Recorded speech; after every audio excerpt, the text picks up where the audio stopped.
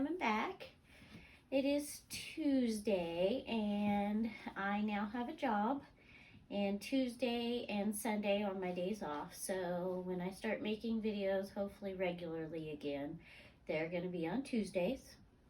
I already filmed a video earlier for my other channel, which is Coloring with Keisha, and I did a coloring book collection video. I have quite a few coloring books that I don't really use that much anymore. I want to get back into coloring more and making more videos over there.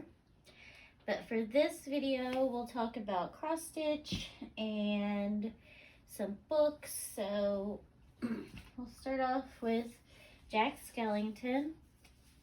I did some more black. I moved the Q-snap again, so I did some more of the black, finished a lot of his shirt.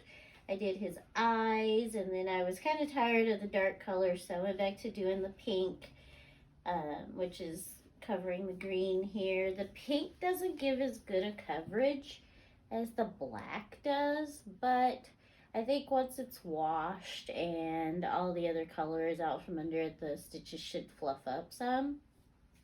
I also finished a few of these stitches that are gray, and those were the light yellow. So I think there's a little bit more light yellow in this arm as well. And that should be all the light yellow, and everything else is the dark yellow. I wanted to do those pretty quickly because there was not a lot of difference between the light yellow and the dark yellow on the print. So I wanted to make sure I got those done before too much more got done, and then I couldn't tell the difference. Because there is a significant difference between the two. When they're actually stitched. Let me grab the card. To make it easier for myself, I put a box along the top for each color. So the light yellow is this super light kind of silver gray, and the dark yellow is this light pink. So huge difference. I think that there's such a little amount of this silver that if I stitched it all in the pink, you probably wouldn't be able to tell, because since this is a Temu kit, it's not colored correctly. It's, you know, stolen artwork, so it's not that great anyways, but it is what it is. I want to do it as close as possible. I have not worked on the Marines insignia cross stitch, so I won't show that.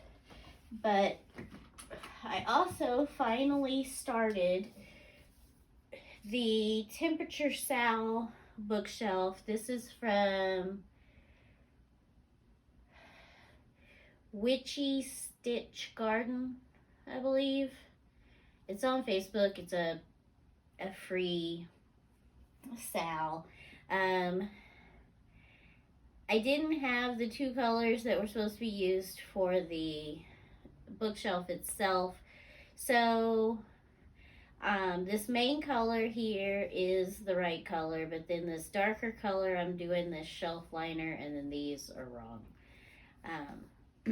This is 28 count fabric, and I'm doing it 1/1 because I didn't have a big enough piece of fabric to do it any other way. If I'd have done it 2/1 on this, it wouldn't have fit, or 1/2 on this, it wouldn't have fit. It would have been just a little bit short. I'd have had like maybe ½ an inch on two sides, and that really, with as loose a weave as this is, that really wouldn't have worked. So I did the top row. So once that was counted, everything else just built off of that. And this little detail here, full cross. But the shelf lining itself, the shelf sides and the shelves, I'm just doing half cross. I think the coverage is good enough, especially when you're going to be back away from it, it should be fine. And I did the numbers full cross as well. I'm going to use this darker color here that I'm using for the line across the shelf to do the names on the sides of the months as well. And then I have my colors pulled for January. So these are my shelf colors. I know that the colors that she called for are closer to the same color, but I figured this using one that was significantly darker would give it like a real shadow effect. And then here's my colors. I do live in Central Texas, so we had a really bad cold snap, and then now it's warming up. So I think this is going to be an interesting combination on the little doodads. They are small enough on here that I don't think you should be able to see them, but there's books and a bird, and there's a sheet that tells you, like, the candelabra is one day, but then when you get to the stack of books, it's like each book is a day. So that's what I've been working on. This is the Year of the Dragon, and I've seen lots of people saying they're going to do Year of the Dragon Sals. So I couldn't find a dragon that in my collection that I felt like doing. Something that wasn't like a gargantuan, like full coverage piece, or something that had like specialty stitches or beads. And then I finally remembered that I had bought a silhouette of How to Train Your Dragon. And so I found a piece of fabric that will fit it. And I don't have a cover photo, so I'm just going to flip this around real quick. But it is Toothless is the main part, and then inside Toothless there's a cutout, which is Hiccup. So Toothless will be around the side, and then Hiccup will be in the middle.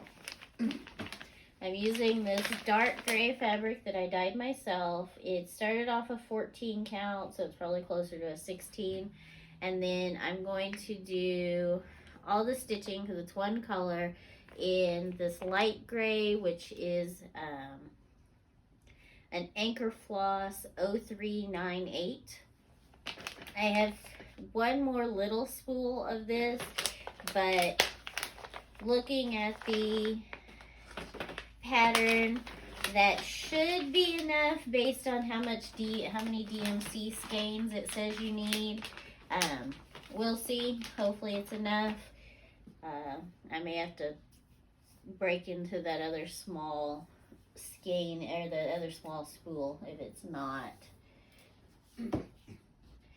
So I have not read any more on God Killer, and I haven't read any more of my physical books, because this book came up from the library.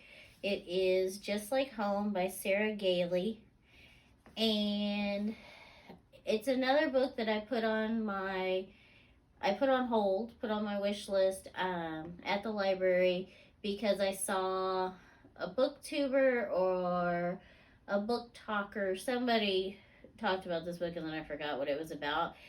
I am like 17% in, so I'm 99% sure I know what the premise is, but we'll see.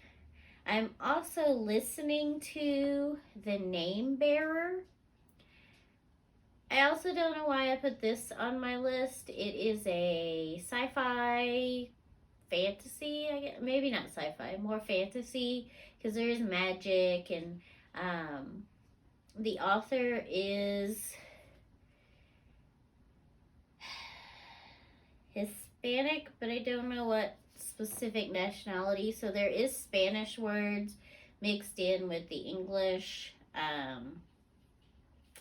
It is a fantasy realm, so they don't really say where the girls are or anything.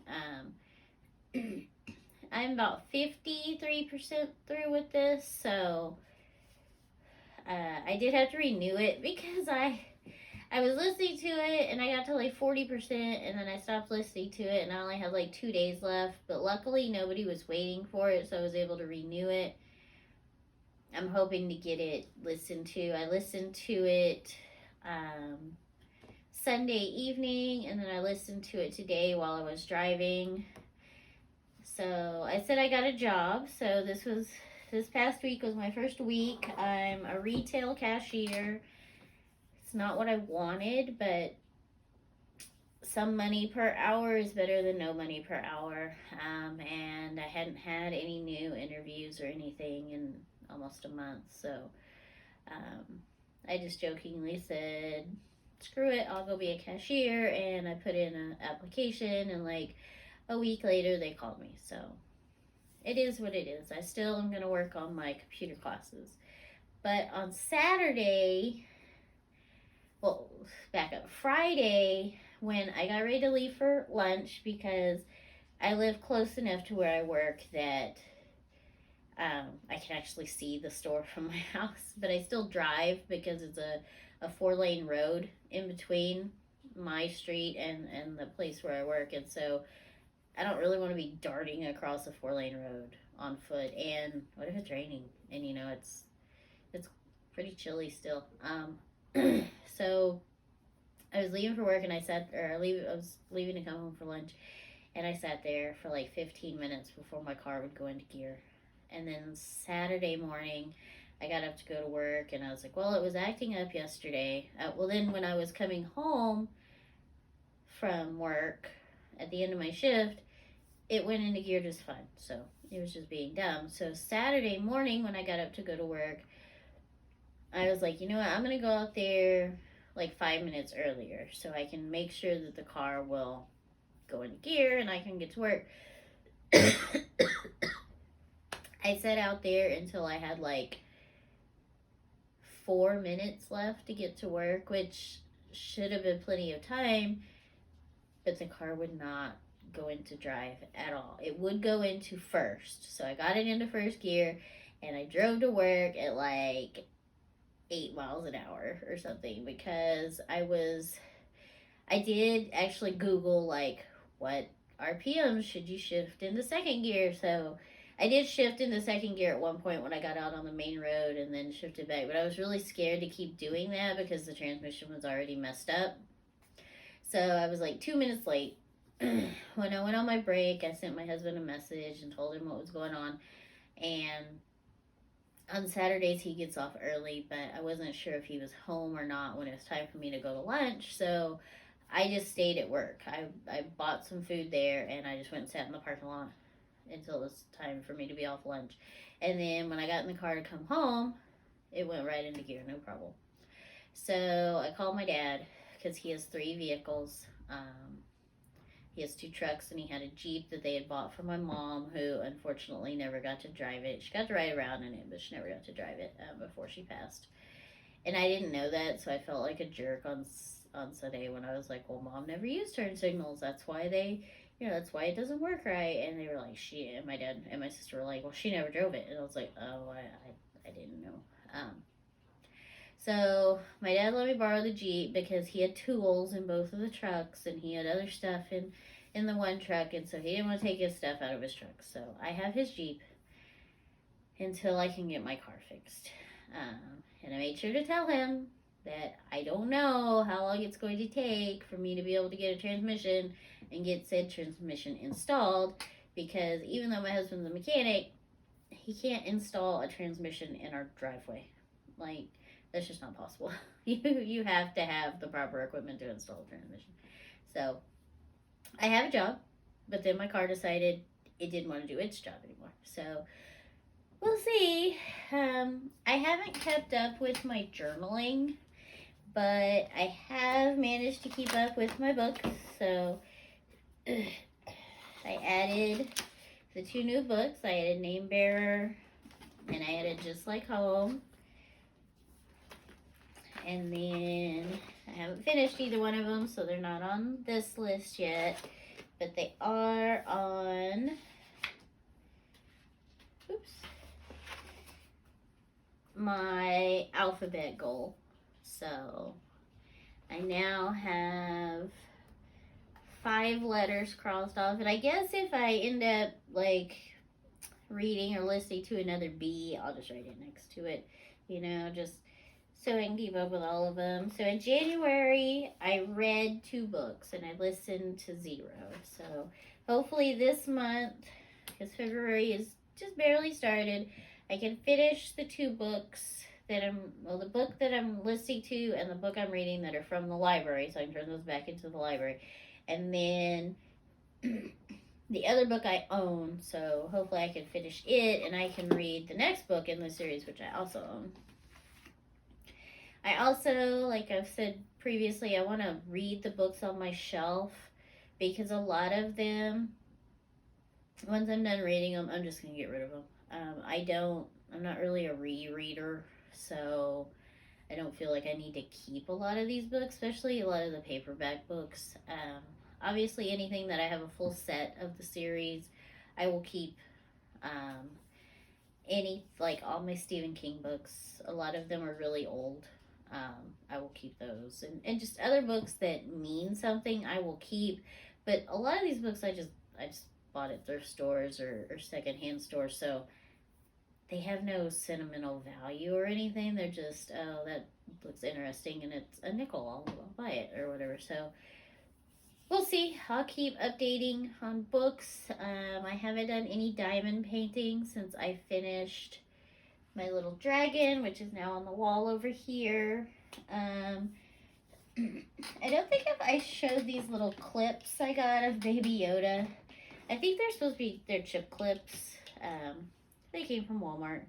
But here he is sleeping. And then Bright-Eyed.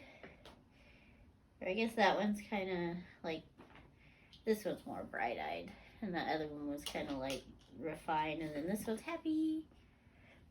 And I have them over here. I don't use them for anything. They're just over here as decoration. But must have all the Baby Yoda things.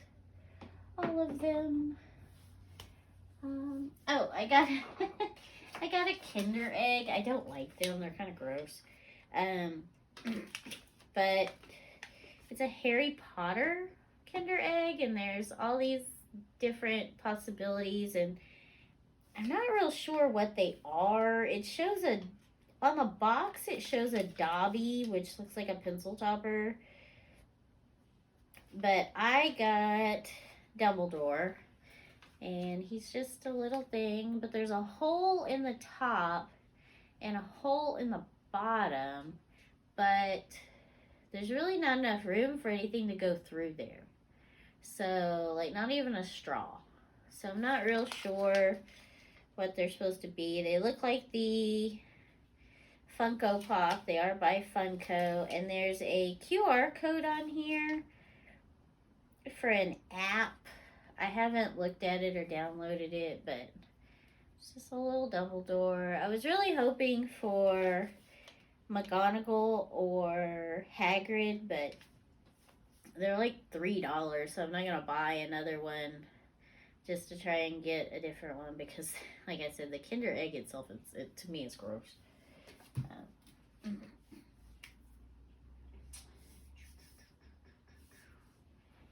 That's all I can think of right now.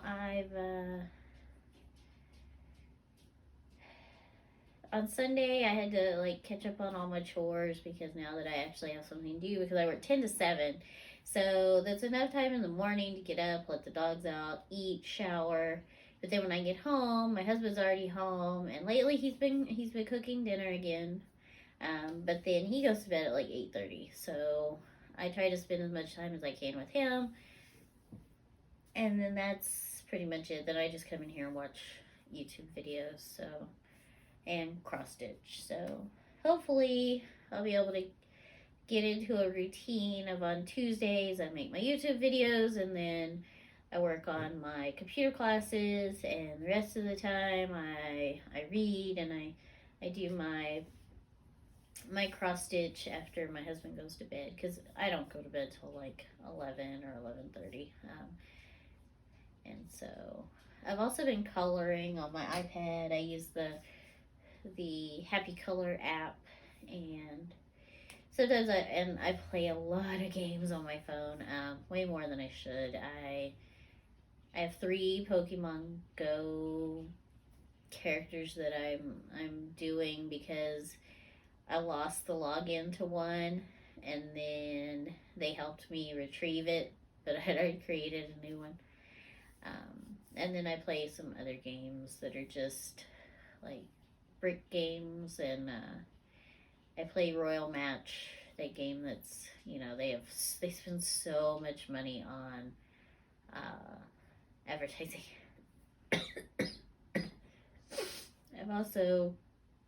I'm hoping it's allergies, but I've had a sore throat for like 4 or 5 days. Yeah, about 4 days.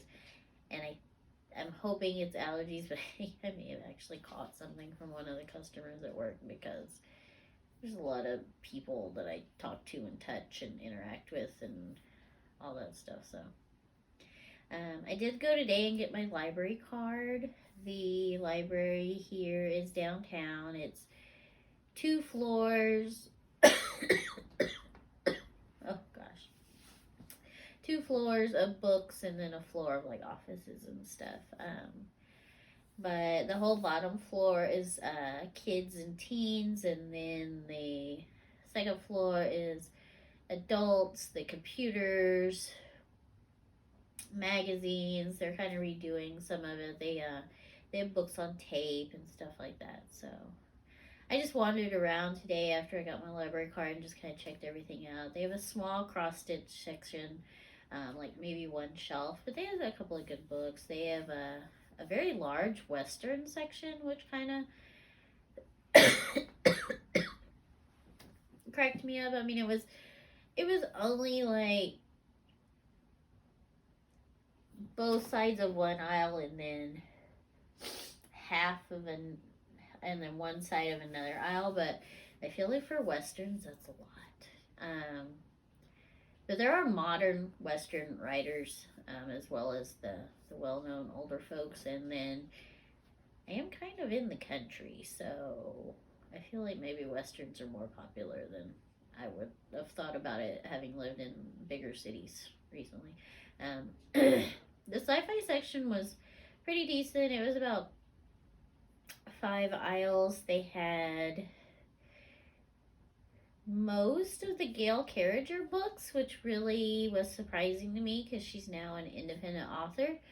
But they had her first series, which was traditionally published, and then I think her second series was like half and half, like half traditional published, half self-published. So that's probably what I didn't really check out the paranormal section too much, so I don't know if they have her independently published paranormal romance books or not. But they also had C. Robert Cargill, who I really like, and I had forgotten that he wrote another book after Sea of Rust, which is set in the same kind of world as Sea of Rust. So I need to check that book out and read that one soon, because I love Sea of Rust. The premise of it is great, and then just the idea that that's probably going to happen, especially as they push AI more and more. Like, Sea of Rust is probably going to happen. After Terminator, it's going to be Sea of Rust. Alright, well, I think that's all I have to talk about. I don't have anything else new. Yeah, if you would go check out my other channel, Coloring with Keisha, I'll try and remember to link it below. And I have coloring videos on TikTok. I'll link that below. If you have any questions or anything like that, please just leave a comment. And thank you for watching. Have a great day.